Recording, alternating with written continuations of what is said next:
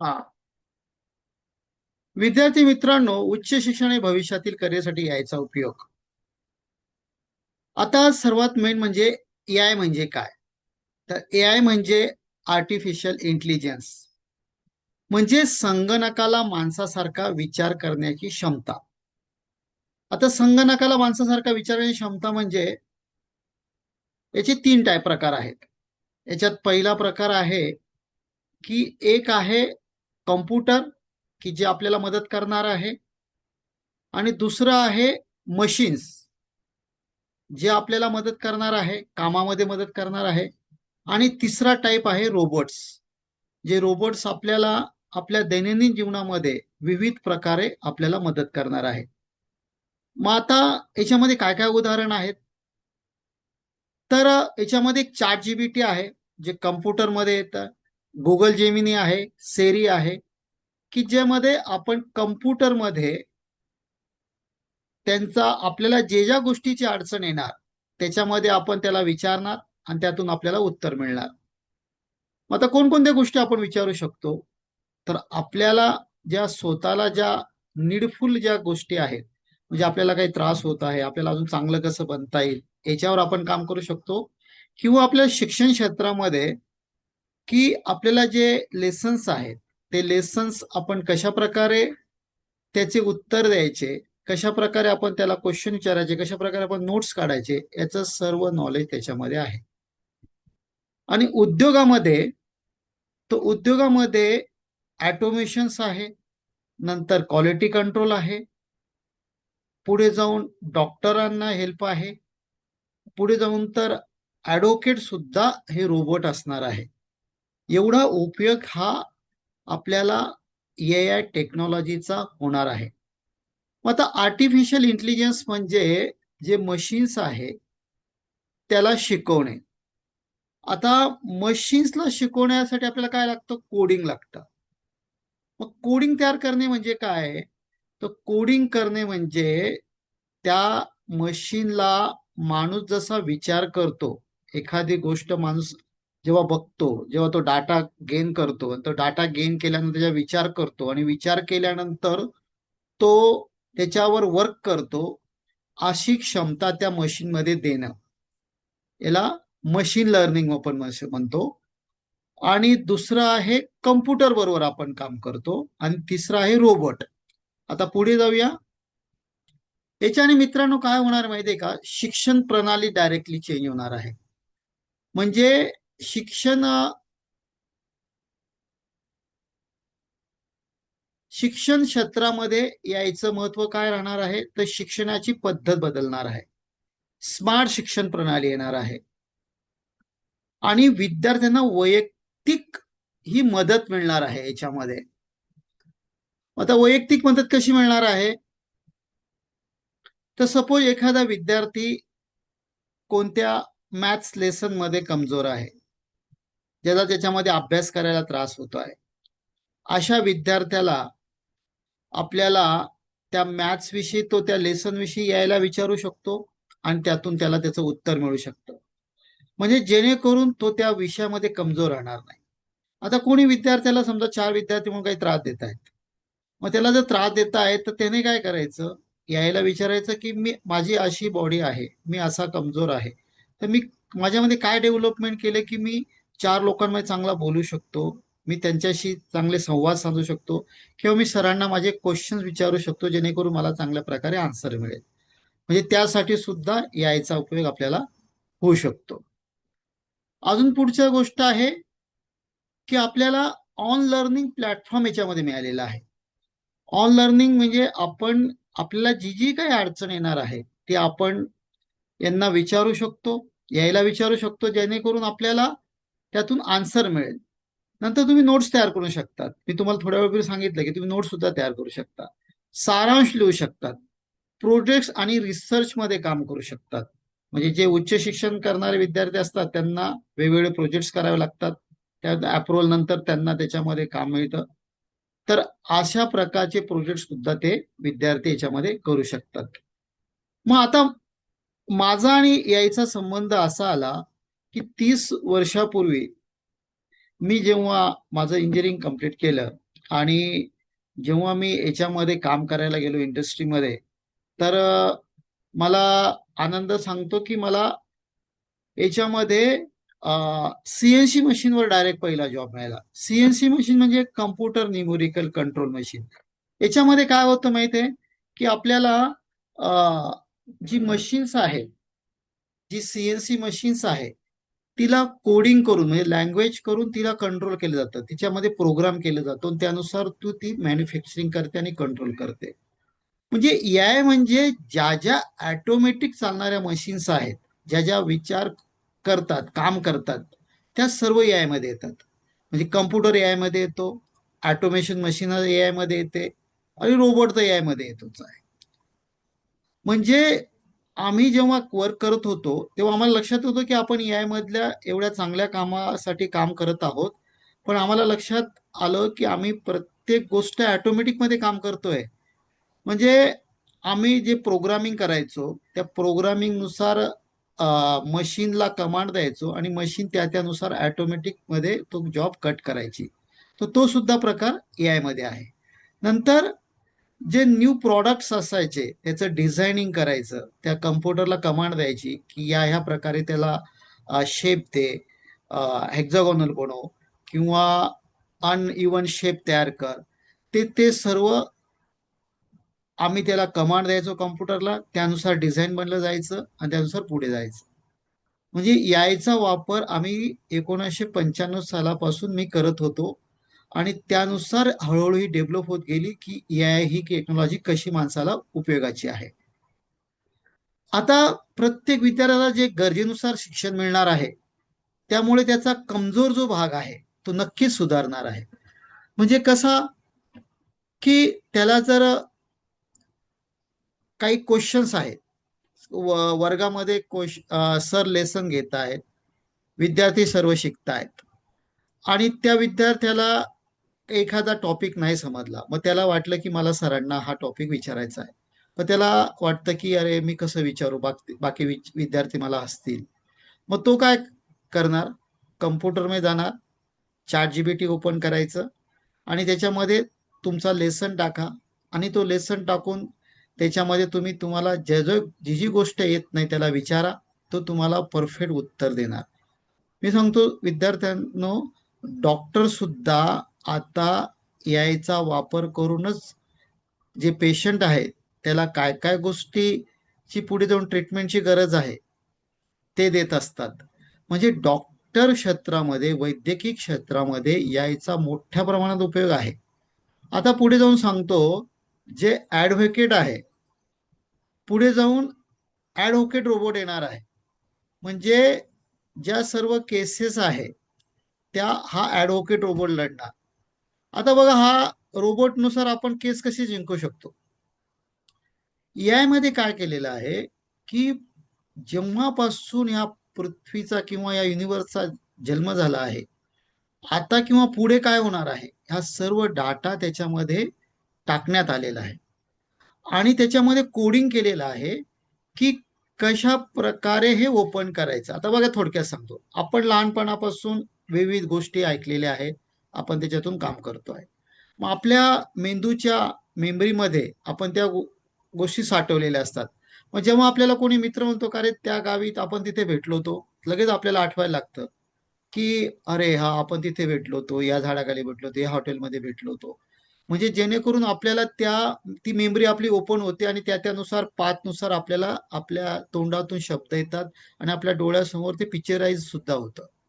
तसंच AI technology काम करते. एआय मध्ये जो डाटा जो साठवलेला आहे त्याचं विविध सेक्शनमध्ये त्याचं कोडिंग केलेलं आहे. तुम्ही ज्यानुसार त्याला कमांड देतात त्याच्यानुसार तुम्ही त्याला विचारतात, ते जे शब्द त्याला टाकतात कीवर्डमध्ये, ते शब्द तिथे मॅच होता आणि तो डाटा बाहेर येतो. पुन्हा त्याच्यामध्ये कोडिंग असं केलेलं आहे की माणूस जसा विचार करतो, जसं चांगलं उत्तर देण्याचा प्रयत्न करतो, तसा तो एआय त्याच्यातून चांगलं उत्तर देतो आणि आपल्याला परफेक्ट असं आन्सर आणि काम असं एआय कडून मिळत आहे. आता करिअर मार्गासाठी एआय टूलचा आपण वापर करू शकतो. करिअरसाठी तुम्हाला मी सांगितलं, चॅट जीपीटी वापरू शकता तुम्ही.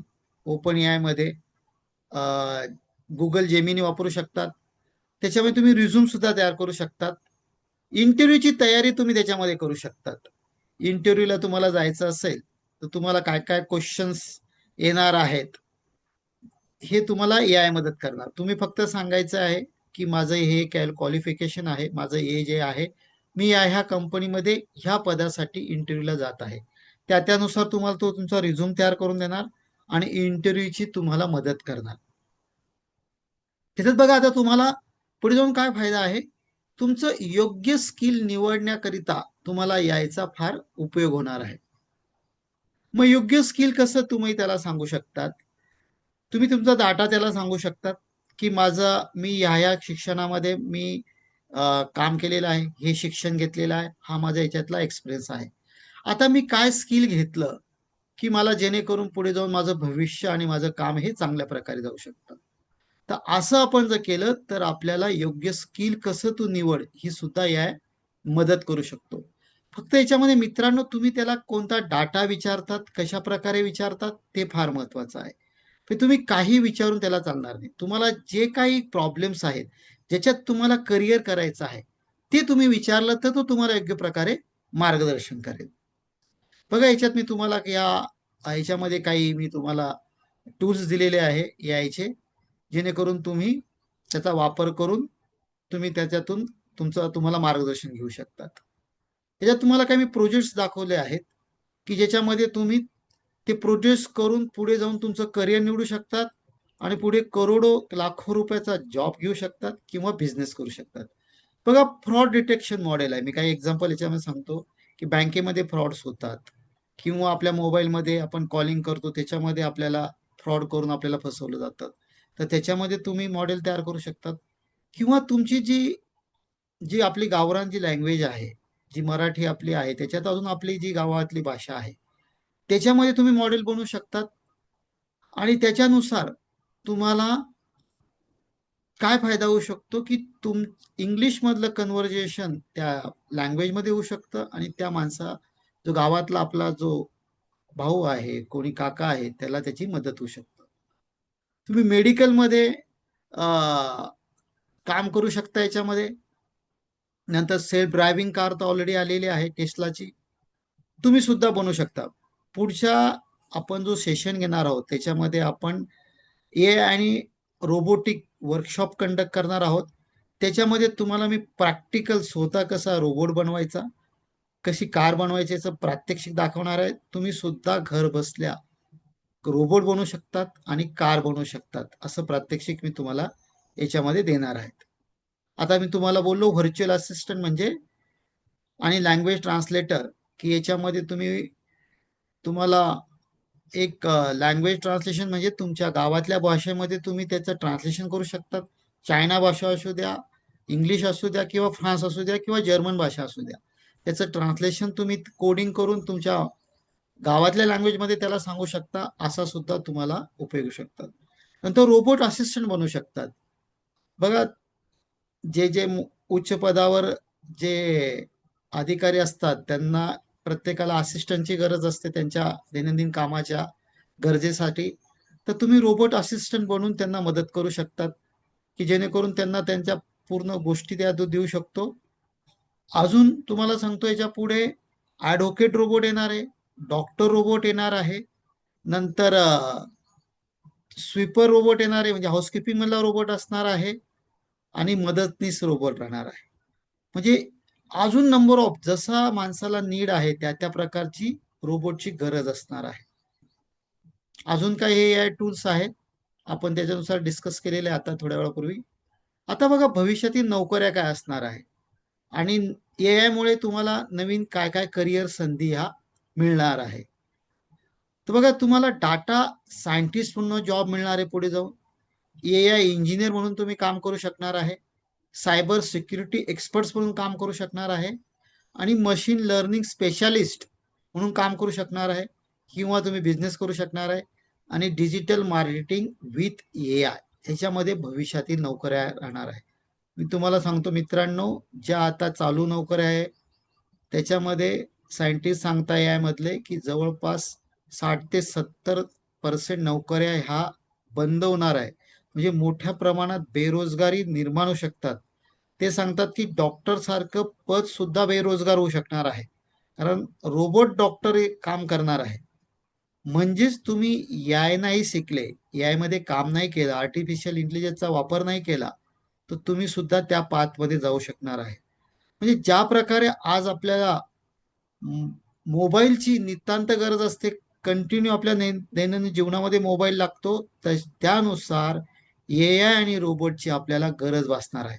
आता डाटा स्पेशालिस्ट म्हणजे काय आहे, की आता थोड्या वेळापूर्वी मी तुम्हाला सांगितलं की आपल्या मेंदूमध्ये सबकॉन्शियस जशी मेमरी असते, जसं आपण विचार करतो, बघतो, आपण डोळ्यांनी जे बघतो आणि आपल्या मेमरीमध्ये जे साठवतो, आणि त्यानुसार आपल्याला जेव्हा कोणी विचारतं, त्यानुसार आपण त्या प्रत्येकाला सांगत असतो.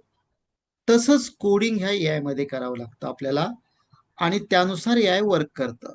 एआय कसं वर्क करतं आहे, की की जो डाटा त्याला दिलेला आहे, आतापर्यंत लार्ज प्रमाणात डाटा त्याला आपल्याला द्यावा लागतो, जो तो आतापर्यंत घेत आलेला आहे.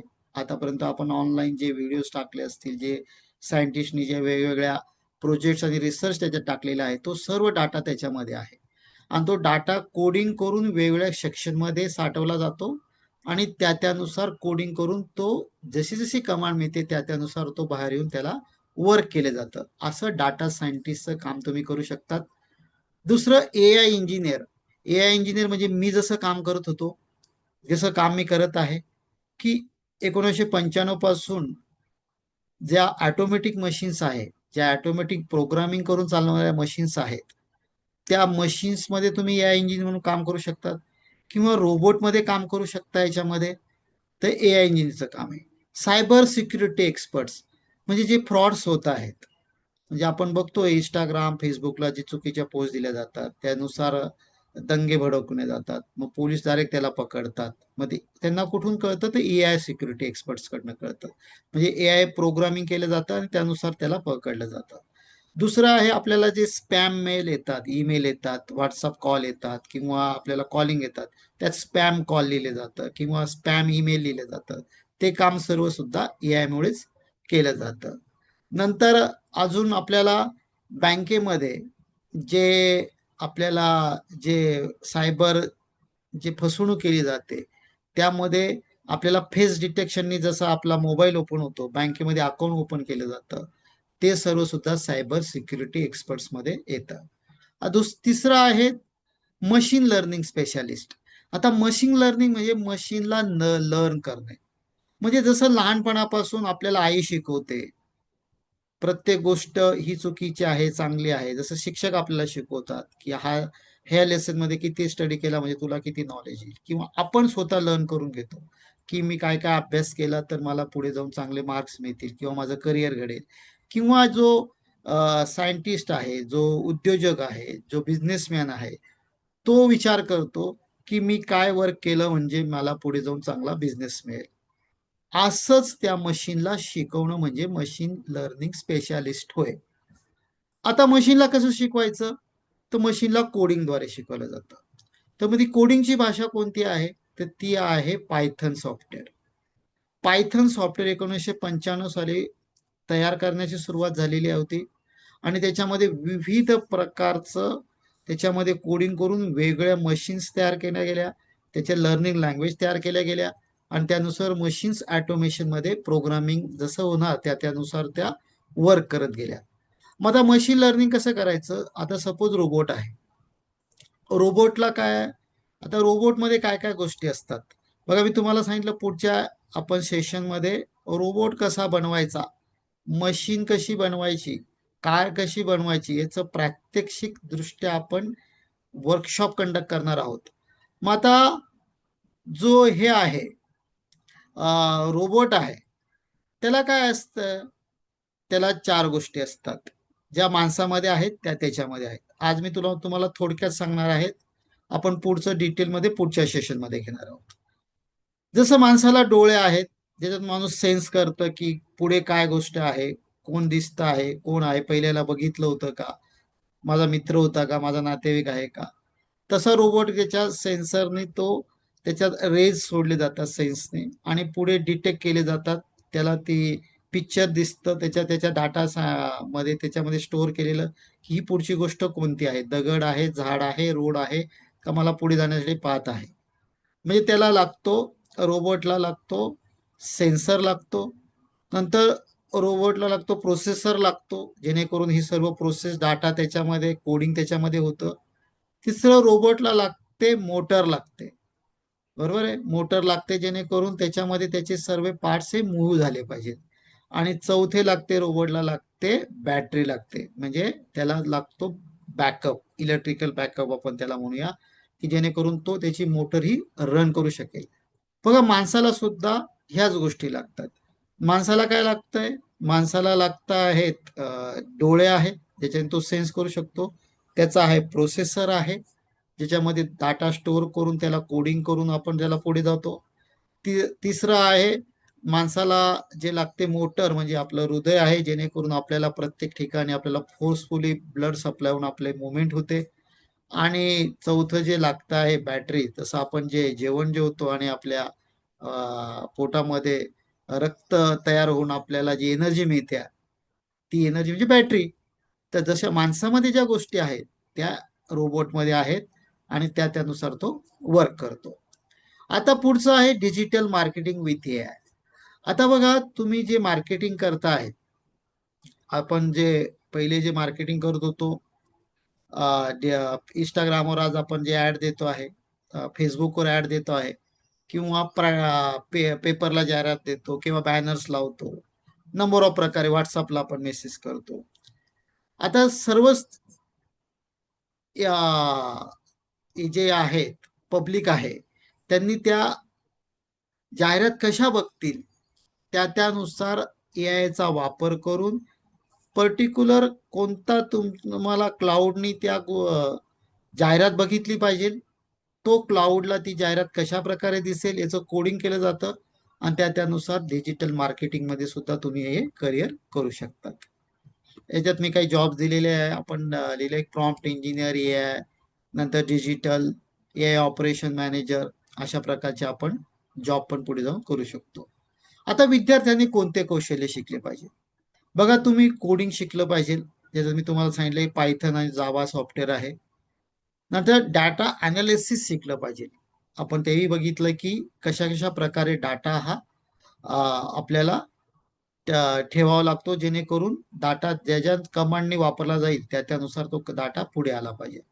मशीन लर्निंग बेसिक आपण शिकलं. आता आपण सांगितलं की कसं मशीनला शिकवलं जातं, कसं कोडिंग शिकवलं जातं, त्यानुसार ती वर्क केली जाते. नंतर कम्युनिकेशन स्किल, म्हणजे आता बघा पूर्ण जग हे एकत्र येत आहे. कोणी चायनामध्ये बोलत आहे, चायनीज भाषेमध्ये बोलत आहे, कोणी इकडे मराठीत बोलत आहे, कोणी इंग्लिशमध्ये बोलत आहे. प्रत्येकाला प्रत्येकाची भाषा काही समजत नाही. पण कम्युनिकेशन स्किलमध्ये आपण जरी इकडून मराठीत बोललो तरी चायनीज माणसाला तिथे चायनामध्ये ऐकायला जातं, जापनीज माणसाला जापनीजमध्ये ऐकायला जातं, जर्मन माणसाला जर्मनीमध्ये ऐकायला जातं. हे कम्युनिकेशन स्किलचा वापर AI मध्ये केला जातो. नंतर आहे क्रिएटिव्हिटी अँड प्रॉब्लेम सॉल्व्हिंग, म्हणजे न्यू गोष्टी क्रिएट करणे. जसं मी तुम्हाला थोड्या वेळपूर्वी बोललो की तुमच्या गावातला माणूस आहे, आपली गावातली भाषा आहे, ती जर तुम्ही AI मध्ये आणली, तिचं कोडिंग केलं, तर तीच त्या त्याला ज्या भाषेमध्ये बोलायचं आहे त्याचं ट्रान्सलेशन जापनीज भाषामध्ये होऊन ते जापनीज भाषेला समजेल की याला काय म्हणायचं आहे, किंवा जापनीज भाषेला काय म्हणायचं त्याचं ट्रान्सलेशन आपल्या गावातल्या भाषेमध्ये जाऊन आपल्या माणसाला कळेल की मला काय करायचं. याला नंतर क्रिएटिव्हिटी, असे नंबर ऑफ क्रिएटिव्हिटी आहेत. नंतर आहे प्रॉब्लेम सॉल्व्हिंग, जो प्रॉब्लेम्स आहे समोरचा त्याला कसं सॉल्व्ह केलं जाईल, त्याच्यात पण तुम्ही कौशल्याच्यामध्ये तयार करून वेगवेगळ्या तुम्ही प्रोजेक्ट्स हे बनवू शकतात. आता प्रॉब्लेम सॉल्व्हिंग मध्ये नंबर ऑफ आहेत, म्हणजे आपल्या केसापासून तर पायाच्या नखापर्यंत जे जे काही आपल्याला प्रॉब्लेम्स वाटतात आपल्या शरीरामध्ये, त्यानुसार तुम्ही AI टूल बनवू शकतात आणि त्याच्यात सोल्युशन ही पूर्ण जगाला देऊ शकतात. आता बघा याच्यामध्ये AI मध्ये काय काय टाईप्स आहेत. याच्यामध्ये पहिलं आहे आर्टिफिशियल इंटेलिजन्स. आर्टिफिशियल इंटेलिजन्स म्हणजे कृत्रिम बुद्धिमत्ता, जे आपण कम्प्युटरद्वारे घेतो आहे. ओके. नंतर आपण कम्प्युटरला विविध गोष्टी शिकवतो आहे, जेणेकरून आपल्याला तो उत्तर त्याच्यातून देतो आहे. नंतर आहे मशीन लर्निंग. जसं मी थोड्यापूर्वी बोललो की मशीनला कोडिंग शिकवायचं, की कशा प्रकारे त्याने वर्क केलं पाहिजे. जसं लहानपणापासून आपल्याला आई शिकवते, तसं मशीनला शिकवलं जातं की तिने काय काय काम करायचं, त्यानुसार ती काम करते. नंतर तिसरं आहे डीप लर्निंग. डीप लर्निंग म्हणजे रोबोटला माणसासारखा विचार करण्याची प्रणाली शिकवणं म्हणजे डीप लर्निंग. म्हणजे आपली जी न्यूरो सिस्टीम जी वर्क करते आहे, जी आपल्याला कमांड देते आहे, की कशा प्रकारे आता तू बोललं पाहिजे, कशा प्रकारे उत्तर दिलं पाहिजे. ह्या अशा समुदायामध्ये बसलेला आहे, जिथे आता लग्न चालू आहे. तर तिथे कसा पेहराव केला पाहिजे, कसं लोकांशी बोललं पाहिजे. तसं आपल्याला जसं आपलं न्यूरो सिस्टीम सांगते, तशा सर्व गोष्टी डीप लर्निंगमध्ये येतात. म्हणजे त्याला कोडिंग शिकवलं जातं रोबोटला. त्याला सर्व गोष्टी शिकवल्या जातात. त्याच्यात न्यूरो सिस्टीम डेव्हलप केली जाते आज, की जेणेकरून तो माणसासारखा बिहेवियर पुढे जाऊन करायला लागेल. नंतर आहे जनरेटिव्ह ए आय. म्हणजे आपल्याला वेगवेगळ्या ज्या ज्या इमेजेस हव्या आहेत, त्या सर्व गोष्टी आपल्याला जनरेटिव्ह ए आय मध्ये मिळतात. आपण पुढे जाऊया अजून. आता बघा ए आय चे काय काय फायदे आहेत. याच्याने आपला वेळ वाचणार आहे. मोठ्या प्रमाणात आपला हा वेळ वाचणार आहे. स्मार्ट आणि जलद निर्णय होणार आहे. नवीन संधी निर्माण होणार आहे. तुम्हाला सांगतो याच्यामध्ये करोडो संधी नवीन उपल्यासाठी उपलब्ध होणार आहे. त्याचा आपल्याला वापर करून आपल्याला पुढे जायचं आहे. पण जसा फायदा आहे तसे तोटे पण असतात. आता या मुळे आपल्याला काय काय आव्हानाला सामोरं जावं लागणार आहे, तर त्याच्यात आहे बेरोजगारीचा धोका. तर मोठ्या प्रमाणात बेरोजगार हे तयार होणार आहे. तुम्हाला सांगितलं की सायंटिस्ट म्हणतात की डॉक्टर सुद्धा पद हे सुद्धा बेरोजगार होणार आहे. काही दिवसांनी वकिला सुद्धा बेरोजगार होणार आहे. असिस्टंट पद बेरोजगार होणार आहे. टाटा रेडीमेड जे इमेज क्रिएटिव्ह करतात ते बेरोजगार होणार आहे. म्हणजे बेरोजगारीचा धोका सुद्धा निर्माण होणार आहे. डाटा प्रायव्हसी राहणार नाही, कारण सर्व डाटा एआय मध्ये जात असल्यामुळे असा डाटा कोणी ठेवू शकणार नाही आहे. सर्व डाटा हा ओपन होणार आहे. समजा कोणी चुकीची माहिती याच्यामध्ये भरली तर चुकीची माहिती फेक माहिती पुढे जाणार आहे, जेणेकरून समोरच्याला चुकीची माहिती समजू शकेल. पण त्याच्यात पण आता कंट्रोल केलं जात आहे, की एआय मध्ये कोडिंग करून, की जसं बघा पूर्वी आपल्याला युट्यूबला कोणते पण व्हिडिओ दिसायचे, आता पर्टिक्युलर आपल्याला ब्रँडेड व्हिडिओ, जे सपोज आता गाणे असेल तर एकाच ब्रँडच्या अंडर आपल्याला दिसतात. दुसऱ्या चॅनलमध्ये आपल्याला दिसत असेल तर त्याच्यामध्ये ते कॉपी आहेत असं समजलं जातं. असं सर्व कंट्रोल आता पुढे जाऊन केलं जात आहे. आता विद्यार्थ्यांनी काय निष्कर्ष घ्यायचा आणि काय संदेश घ्यायचा या वर्कशॉपमधून? हे आहे भविष्यातील शिक्षण आणि करिअरसाठी महत्वाचे साधन आहे. विद्यार्थ्यांनी याचा उपयोग चांगल्या प्रकारे करायचा आहे, चुकीच्या प्रकारे करायचा नाहीये. चुकीचा केला तर तुम्ही सायबर गुन्ह्यामध्ये अडकू शकतात आणि तुम्हाला जेलची हवा सुद्धा खावी लागू शकते. तर जेणेकरून तुम्ही चांगल्या प्रकारे कसा यायचा उपयोग करता येईल त्याच्यावर काम करा. कारण मित्रांनो, मी पहिल्यापासून सांगत आलेलो आहे की energy not created, not destroy, it will be transfer one form to another form. म्हणजे एनर्जी ही कधीही तयार होत नसते, कधीही मरत नसते, ती तिचा फॉर्म चेंज करत असते. म्हणून तुमचा फॉर्म हा हा कामाचा असू द्या. तुम्ही चुकीचा विचार केला तर चुकीच्या मार्गावर जाणार, चांगला विचार केला तर चांगल्या मार्गावर जाणार. तर चांगला विचार करा म्हणजे चांगलं होणार. नवीन कौशल्य आत्मसात करून तुमचं भविष्य घडवलं पाहिजे. म्हणजे याच्यामध्ये ज्या ज्या काही आधुनिक टेक्नॉलॉजी आहे त्या तुम्ही शिकल्या पाहिजे आणि तुमचं भविष्य हे चांगलं घडवलं पाहिजे. धन्यवाद.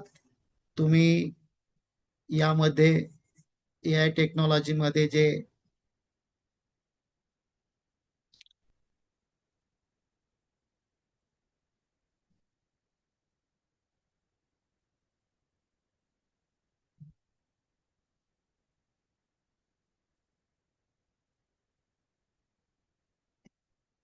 आज आज वेळ दिलेला आहे, जे याच्यामध्ये तुम्ही आज शिकलात की कशा प्रकारे एआय टेक्नॉलॉजी तुमच्यासाठी उपयोगाची आहे, विद्यार्थ्यांसाठी उद्योजकांसाठी कसा एआयचा वापर केला जातो. आपण याच्यामध्ये बेसिक जो एकदम न्यू माणूस असेल त्याच्यासाठी सुद्धा लेक्चर दिलेलं आहे. ज्याला एआय बद्दल काहीच माहिती नव्हतं त्याच्यासाठी लेक्चर दिलेलं आहे. एआयचा भरपूर काहींना डिटेलमध्ये माहिती असू शकतं, पण विद्यार्थ्यांनो, सर्वांनाच सर्व माहिती असत नाहीये. म्हणून जो बेसिक माणूस आहे, जो खेड्यातला कोणी असेल, कोणी एकदम शहरातला का असू द्या, पण त्यांनी कधी यायचा वापर केला नसेल, त्यांनी कसा यायचा वापर करावा याच्यावर आपण याच्यामध्ये लेक्चर दिलं, की प्रत्येकाला याचा फायदा कसा होईल जीवनामध्ये आणि कसं आपलं जीवन घडू शकेल, यासाठी मी काम दिलेलं आहे. धन्यवाद. तुम्ही हे वर्कशॉप चांगल्या प्रकारे अटेंड केला आणि चांगली प्रकारे समजून घेतलं, त्याबद्दल मी सर्व विद्यार्थ्यांचं याच्यामध्ये धन्यवाद करत आहे. आणि पुढे जाऊन आपण रोबोटिक आणि AI याच्यावर प्रॅक्टिकल वर्कशॉप कंडक्ट करत आहोत काही दिवसामध्ये, जेणेकरून तुम्हाला मी प्रॅक्टिकल रोबोट याच्यामध्ये दाखवणार आहे, की कशा प्रकारे तो वर्क करतो, कशा प्रकारे त्याच्यासाठी आपण काम करायचं, तो आपल्यासाठी कसं काम करेल, त्यासाठी आपण काम करायचं, हे सर्व शिकणार आहे. तर विद्यार्थी मित्रांनो, आपण इथेच हे सेशन थांबवू. धन्यवाद.